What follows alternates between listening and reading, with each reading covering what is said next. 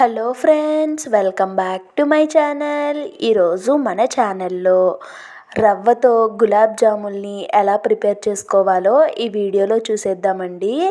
చాలా బాగా వచ్చినాయండి. చూసారు కదా, మనం బయట మార్కెట్లో దొరికే పిండితో చేసుకుంటూ ఉంటాం కదండి. నాకు ఆ పిండితో చేసిన గులాబ్ జాములు అయితే అంత పర్ఫెక్ట్గా రావండి. అలా అని చెప్పి నేను రవ్వతో గులాబ్ జాములు ట్రై చేశాను. నిజంగా చాలా బాగా వచ్చినాయండి. జ్యూసీగా చాలా బాగున్నాయి. మరి ఈ గులాబ్ జాముల్ని ఎలా ప్రిపేర్ చేసుకోవాలో ఈ వీడియోలో చూసేద్దామండి. దానికోసం నేను ఇక్కడ ముందుగా స్టవ్ వెలిగించి ఒక పాన్ పెట్టుకొని దాంట్లోకి 1 టేబుల్ స్పూన్ నెయ్యి వేసుకున్నానండి. నెయ్యి కరిగిన తర్వాత ఒక 1/2 కప్ వరకు రవ్వను వేసుకున్నానండి. సూజీ రవ్వ వేసుకున్నాను. వేసుకొని నెయ్యిలో ఈ సూజీ రవ్వని బాగా ఫ్రై చేసుకుంటున్నానండి. చూడండి, ఇలా పొడి పొడిగా అయ్యే వరకు మనం రవ్వని ఫ్రై చేసుకోవాలండి. మనం ఈ కప్పుతో 1/2 కప్ రవ్వ తీసుకున్నాం కాబట్టి ఫుల్ కప్ అయితే పాలు వేసుకుంటున్నానండి. నేను ఇక్కడ కాచి చల్లార్చిన పాలను మాత్రమే వాడుతున్నాను. అవే వేసుకోవాలండి. పచ్చిపాలు అయితే అస్సలు యూస్ చేయకూడదు. నేను గేదె పాలు యూస్ చేస్తున్నానండి. మీరు ప్యాకెట్ పాలైనా కూడా యూస్ చేసుకోవచ్చు. ఇప్పుడు ఈ రవ్వ ఇంకా పాలు దగ్గరికి మిశ్రమం ఇలా ఈ విధంగా ఉడకాలండి. చూడండి, ఎక్కడ కూడా చిన్న ఉండలు లేకుండా సాఫ్ట్గా ఉడికించేసుకొని స్టవ్ ఆఫ్ చేసి దీన్ని పక్కన పెట్టుకున్నాను. ఇప్పుడు మళ్ళీ స్టవ్ వెలిగించి 1 కప్పు షుగర్ వేసుకుంటున్నానండి. 1 కప్పు వాటర్ పడుతుందండి. వేసుకొని పంచదార మొత్తాన్ని కరిగించుకోవాలండి. ఇక్కడ పంచదార మొత్తం పూర్తిగా కరిగిపోయింది కదండి. కరిగిన తర్వాత దీన్ని ఒక పొంగు వచ్చే వరకు మరిగించుకోవాలి. ఈ విధంగా ఒక పొంగు వచ్చిన తర్వాత ఆల్రెడీ మిక్సీ చేసి పట్టుకున్న యాలకుల పౌడర్ని వేసుకున్నానండి. మీ దగ్గర అలా రెడీమేడ్ది పౌడర్ లేదట్టయితే ఒక 4 యాలకుల్ని దంచుకొని కూడా వేసుకోవచ్చు.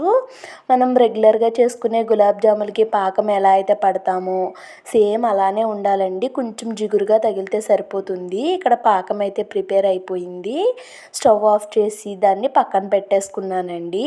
ఇందాక మనం పాలల్లో ఉడికించిన రవ్వ పూర్తిగా చల్లారిన తర్వాత మనం చేతితో కలుపుకున్నానండి. కలుపుకున్న తర్వాత చిన్న కప్తో 1 కప్పు మిల్క్ పౌడర్ అండి. ఇక్కడ నేను నెస్లే కంపెనీ నుంచి మిల్క్ పౌడర్ యూస్ చేస్తున్నాను. మీ దగ్గర ఏది అవైలబుల్గా ఉంటే అది వేసుకోవచ్చండి. తర్వాత 1 కప్ మైదా వేసుకున్నానండి. తర్వాత ఒక చిటికెడండి, చిన్న స్పూన్తో బేకింగ్ పౌడర్ వేసుకున్నానండి. కేక్స్లో కట్టా వాడుతూ ఉంటాం కదా, ఆ బేకింగ్ పౌడర్ వేసుకొని మొత్తం అన్నీ కూడా కలిసే విధంగా చేత్తోనే కలిపేసుకోవాలండి. చూడండి, మనకి మిశ్రమం కొంచెం గట్టిగా ఉంది కదా. ఇప్పుడు కాచి చల్లార్చిన పాలని కొంచెం వేసుకుంటూ మనకి గులాబ్ జాములు చేసుకోవటానికి వీలుగా అయ్యేటట్టుగా పిండిని అయితే మనం ప్రిపేర్ చేసుకోవాలండి. చూడండి, పాలు అన్నీ ఇండియన్ క్వాంటిటీ లేదండి. మీకు గులాబ్ జాములకి డవ్ ఎలా అయితే ఉంటుందో అలా వచ్చే వరకు మనం పాలను వేసుకొని చేసుకోవాలి. ఇక్కడ గులాబ్ జామ్ చేసేటప్పుడు ఈ ట్రిక్ని అయితే ఖచ్చితంగా యూస్ చేయండి. మనం చేత్తో నలిపి అప్పుడు కనుక రౌండ్గా బాల్ చేస్తే సాఫ్ట్గా వస్తుందండి. ఎక్కడ కూడా ఒక చిన్న క్రాక్ అనేది కూడా లేకుండాను. ఇక్కడ ఇంకొక బాల్ని నేను ప్రిపేర్ చేసి చూపిస్తున్నాను. ఈ విధంగా మొత్తం రవ్వతో గులాబ్ జాములన్నిటిని కూడా ప్రిపేర్ చేసేసుకున్నానండి. ఎక్కడ కూడా క్రాక్స్ లేకుండా ఎంత బాగా వచ్చాయో చూసారు కదా. ఇక్కడ నేను చేసుకున్న క్వాంటిటీకి ఇన్ని అయితే వచ్చాయండి.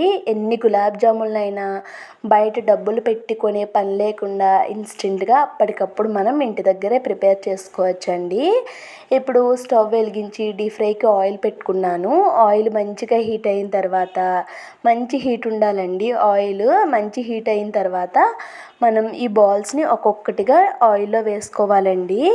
మీరు తీసుకున్న ప్యాన్ని బట్టి ఎన్ని పడతాయి అనుకుంటే అన్ని బాల్స్ని వేసుకొని మంచిగా ఫ్రై చేసుకోవాలండి. బాల్స్ వేసిన తర్వాత ఫ్లేమ్ని పూర్తిగా సిమ్ టు మీడియం ఫ్లేమ్లోకి పెట్టుకొని అడ్జస్ట్ చేసుకుంటూ బాల్స్ని ఫ్రై చేసుకోవాలండి. మంచి గోల్డెన్ కలర్, మనకి రెగ్యులర్గా చేసుకునే గులాబ్ జాములు అయితే ఇలా ఫ్రై చేస్తూ ఉన్నప్పుడే కొన్ని అయితే పగిలిపోతూ ఉంటాయండి. బయట కొన్న పిండితో చేస్తూ ఉంటాం కదా, అలాంటప్పుడు రాని వాళ్ళు, బయట డబ్బులు పెట్టి పిండి కొనాలి అనుకునే వాళ్ళు ఇలా ఒక్కసారి రవ్వతో ఇన్స్టెంట్గా ట్రై చేయండి, చాలా బాగుంటుందండి. మిల్క్ పౌడర్ కూడా మనకి కావాలి అనుకుంటే చిన్న చిన్న ప్యాకెట్స్ 5 రూపీస్ 10 రూపీస్లో కూడా అవైలబుల్గా ఉంటాయండి. వాటిని వేసుకొని చేసుకోవచ్చు, చాలా సింపుల్గా చేసేసుకోవచ్చండి. ఇవి మంచిగా ఫ్రై అయిపోయినాక పక్కకు తీసి పెట్టేసుకున్నాను. ఇప్పుడు ఇదే ప్రాసెస్లో మిగతా వాటిని కూడా ఫ్రై చేసుకొని తీసేసుకుంటున్నానండి. చూడండి ఎంత పర్ఫెక్ట్గా అయితే వచ్చాయో కదా. ఇప్పుడు ఇందాక షుగర్ సిరప్ ప్రిపేర్ చేసి పెట్టుకున్నాం కదండి, ఈ బాల్స్ చేసి ఈ టైం టేకింగ్ ప్రాసెస్లో ఇది కొంచెం చల్లారిందండి. దీన్ని స్టవ్ మీద పెట్టి కొంచెం ఒక్కసారి వేడి చేసి తెచ్చుకున్నాను.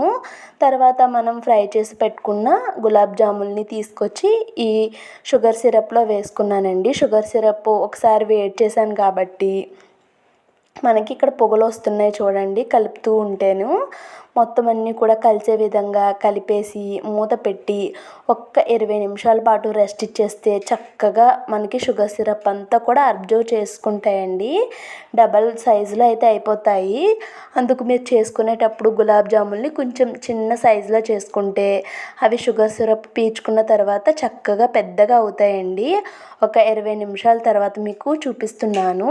చూడండి ఎంత పర్ఫెక్ట్గా అయితే ఉబ్బినాయో కదా. షుగర్ సిరప్ అంతా కూడా గులాబ్ జామున్స్ అనేవి అబ్జర్వ్ చేసుకున్నాయండి. చూడండి ఇక్కడ మీకు ప్రెస్ చేసి చూపిస్తున్నాను, ఎంత జ్యూసీగా ఎంత సాఫ్ట్గా అయితే వచ్చాయో కదా. ఒకసారి ఈ రవ్వ గులాబ్ జాముల్ని మీరు డెఫినెట్గా ట్రై చేయండి, చాలా బాగుంటాయండి. పిల్లలైతే చాలా ఇష్టంగా తింటారు. ఇంట్లో ఏ అకేషన్ అయినా పండుగ అయినా కూడా గులాబ్ జాములు చేసుకుంటూ ఉంటాం కదండి. డబ్బులు పెట్టి బయట కొనే పని లేకుండా ఇన్స్టెంట్గా ఇలా రవ్వ గులాబ్ జాముల్ని ట్రై చేశానండి. మరి ఈ రెసిపీ మీకు ఎలా అనిపించిందో కామెంట్స్లో షేర్ చేసుకోండి. అండ్ అలానే ఈ వీడియో కనుక మీకు నచ్చితే మీ ఫ్రెండ్స్ అండ్ ఫ్యామిలీస్కి షేర్ చేయండి. Please like the video.